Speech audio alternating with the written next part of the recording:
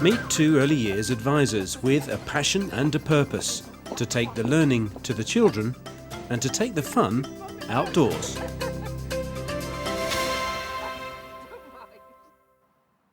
Part of Sue and Sheila's role as advisors is to visit early years settings to work with the staff. One such setting is St John's First School in Kidderminster, where they're familiar faces, and where Sue has come today to help with some outdoor activities. There are a variety of ways that children can be playing outdoors, and I think all of them are valid, but I think there should be a broad balance of activity. There isn't any area of the curriculum that you can't take from the inside into the outdoors. And children can transfer skills that they've learnt indoors, outdoors, and vice versa. They happen in a different context, but they are making sure that those skills are embedded. Because we're not really talking about taking the painting table outside, are we? No. We're talking about having a large, maybe a long wallpaper table outside and doing large painting outside, something that perhaps you couldn't do inside. So that's the way that we're talking about transferring skills. Yes. On the island. Yeah. Children who are only ever kept in very safe places are not the ones who are able to solve problems for themselves. Children need to have a certain amount of risk-taking, be allowed to take risks, because otherwise they know when they are in situations that are perhaps dangerous, they will know how to get out of them. And also to be responsible for themselves as well. You're allowing them to be outside with potentially risky things to use, and they need to be, you need to say to them, I'm asking you to be responsible with this, and they will then become responsible. Some of the class will be using the outdoor environment for a more directed activity, while Sue will be providing an opportunity for the others to explore real materials. I am King Bear. I live on Bear Island. I want all the bears with numbers on one. The children are about to embark on a journey to Bear Island, using a story as their starting point. I'm afraid that you've got to go past lots of dangerous things to get to the island. Mrs. Morel will help you. Tell her what you might see on the way and what you'll take with you. I must go now and have my breakfast. I'll see you soon. Goodbye. We've got to go on an adventure all the way to Bear Island.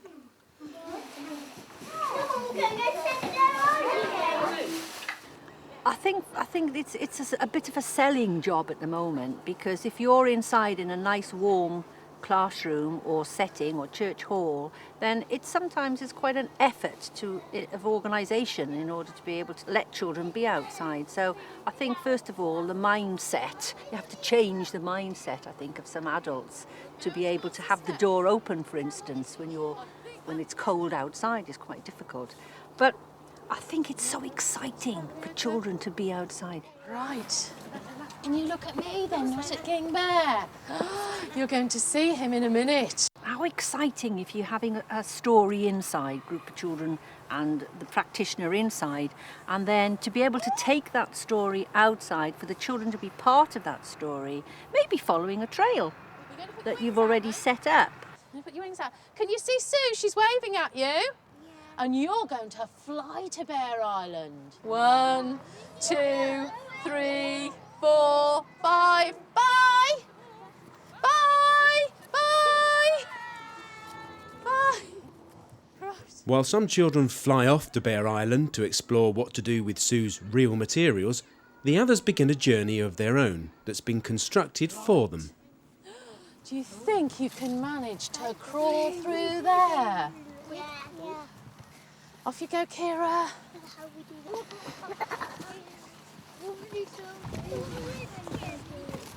The children can experience the story, and you can bring into that all kinds of the areas of learning, can't you? I mean, to be able to do counting and number work as part of the story, I think is a much more meaningful way. And they will remember that story much better than if they just were told it. I think we can get out. I know, I can't get through there. I can't get down. done. Give yourselves a clap. You got through the first bit.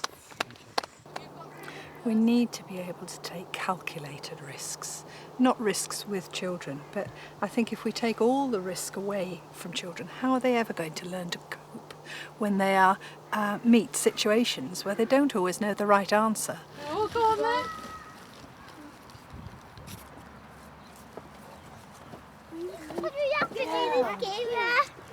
Good girl.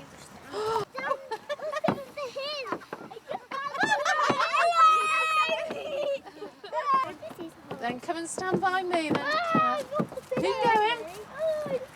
Good boy, George. Well done. Well done. I jumped down. Look at the hill. I jumped down. What do you think this is then? Oh. We can't jump over it. Somebody We have just to said- go in it. We can't because we don't know how deep it is. We've got to imagine that it's really, really deep. So how can we get over it? Is there anything we could use anywhere? Ladder.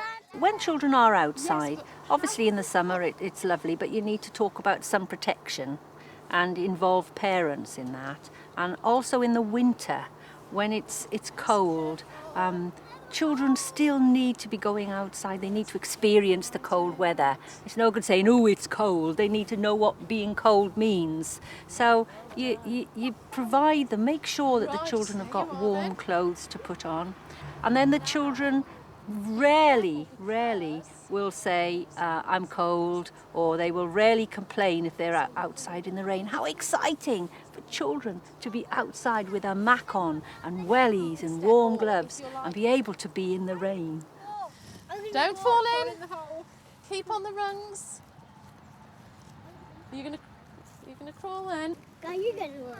Oh, she's gonna walk. Good girl. Well done. It's important that you talk with parents if you are And going to be explain why you're if you're doing going to be it. taking children outside, because you can sometimes, as a practitioner, you sometimes have to deal with the situation of, you know, oh, my child's come home and they're wet and muddy, or they've got dirty socks today, you know, and I don't want them going out and being dirty, or they get cold. And I think that's when you, as a practitioner, should have clothing for the children. And should explain And why should it's explain, important. yeah. Because then every parent will be glad that their children are being outside. You can't beat that, can you? Well done. Oh, that was the hard bit. It's also the smell outside. Yeah, the smell. And I think very often we spend our lives in homogenised classrooms and we don't then experience smells. And all our memories are laid down with smells. Our smell area is very close to our memory area in our brain. And we've all got memories that are triggered by smells. While the hazardous journey to Bear Island continues, Sue has opened up her bag to reveal those real materials. Oh, what have we got? What do you Now then, got? what's this? I don't know. Maybe it's going to be a bus. Do you know, I think that's a really good idea. You need to risk assess all the things you take outside for children, but you can't completely take the risk out of it. Children can do things with a rope, but they ought to be able to experiment. And what the adult does is keep a watchful eye. But you cannot be there all the time when children are doing things. You behave like a reasonable parent would.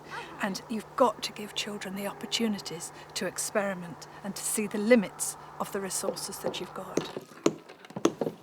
Often children will mirror the activity that they're having inside, that they're doing inside, with doing it again outside, perhaps in a larger way. An absolutely super thing to do is to have a large pumpkin inside and perhaps a pile of golf tees and with a small hammer. Yeah. And the children will hammer the golf tees into the pumpkin. And the concentration and it's an exciting activity to do. And then you might provide some sticks and some mallets outside and they will go and do the same activity outside. And I think it's exciting and they'll concentrate on that. If children only ever use plastic, they don't get a feeling here of building up their muscles, which is so necessary for writing. So if you've got a hammer and you're able to use it and control it, you're building up the muscles here. And if you've got real bricks, children can learn the weight of them, and that's so important before they ever start to write using their wrists. Why do we have to be careful with them? We shouldn't hit my hand. Yeah. And what else about hammers? Don't What else hurt could you ourselves. do? You could hurt yourselves, or I you found could another one. hurt somebody else. And this is where the sensitive adult is really, really important, because your adult needs to be there, but not necessarily interfering. Or asking inane questions. Yeah, what are you doing that for? Why are you doing it? It's just sensitively intervene when you think maybe the child needs to move on or wants something else. So I think it's really important. Things like this, bits of chain, have them so that if a child wants to use them imaginatively as water, for instance, in a waterfall, then that's super, isn't it? I mean, look at that. Well, they That's can lovely, isn't it? wrap them around these, can't they? I've seen children doing that Yeah. before. As a practitioner, you might have an idea of what you'd like the children to make with the materials. Often it doesn't work because they spy something that they really want to use, and it ends up as a waterfall, it ends up as maybe a bridge, and you need to go with that and follow their ideas. And it's all about expectations, isn't it, really? Of course it is. You teach children how to use them, Yes, don't you? you do. And you do quite a lot of role modelling. For instance, when you were using the stick and the mallet, you would first of all, as an adult, be playing with the children, and you would demonstrate and talk about the safety aspect. And I think that's really, really important. Yes, and trust them. What is it? River! So are we nearly there or what? Oh, we have to Oh, right. We've got some things at the edge of the river that could be stepping stones. Have we? on the river. Yeah. Yeah. Have we? The eyes. Can you see what's on these things? They're not stepping Numbers. stones. There's Wait. numbers on them, is there? Numbers. So do you think King Bear has put them there to Yeah. help us get across the river? Yeah. So what will we have to do with the numbers then? Go 1, 2, 3, 4, 5, 6. Absolutely wonderful. If you've got a number, go and find the same number. Having scrambled through tunnels, over mountains, across huge holes and ice fields, the children are just a few short steps from their journey's end. What's she going to do with it now, Daniel? Put on the river. Right, so you put it somewhere in the river. Right. Now, who's got number 2? Right, it's ever so heavy, isn't it?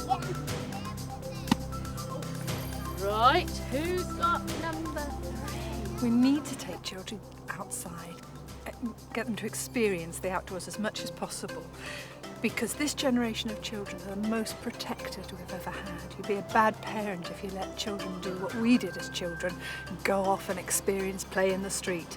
And so now we've got to set up situations where children feel that they're experiencing smells, different kinds of weather outside, and that just can't happen unless we have lots of places to take them outside.